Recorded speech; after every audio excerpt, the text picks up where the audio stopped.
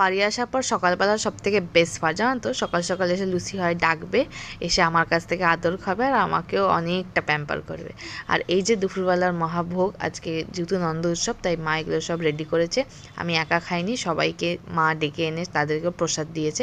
And এখানে দেখো না আমাকে খাইয়ে দিচ্ছে। আমার এই ভাই বোনগুলো সত্যি খুব ভালো। এত কিছু খাওয়ার পরও মন ভরেনি, তাই চকলেট নিয়ে বসেছি আর সাথে উনো আর একটা পার্সেলে চলে এলো, যেটাকে আমার মাসির মেয়ে আমার বোনের জন্য পাঠিয়েছে। আর এটা হচ্ছে আমার একটা বোন যেটা পাশের বাড়িতে থাকে। বিকেলবেলায় এই দেখো আমি কাজ করছি, দিদার সাথে গল্প করছি, লুসিও পাশে বসে আছে আর সাথে মুড়ি তো ছিলই। দিদা নাতনির এই খুনছুটি যেন সবসময় থাকে। আর বোনের বাকি বন্ধুরাও চলে এলো বিকালবেলা প্রসাদ খেতে। আর ওকে যদি অনেক রোস্ট করে তাই জন্য এভাবে প্রণাম করছে। আমি বললাম না ওরা ফাজ কেক খেতে ভীষণ ভালোবাসে, তাই সেইগুলো ওরা খাচ্ছে।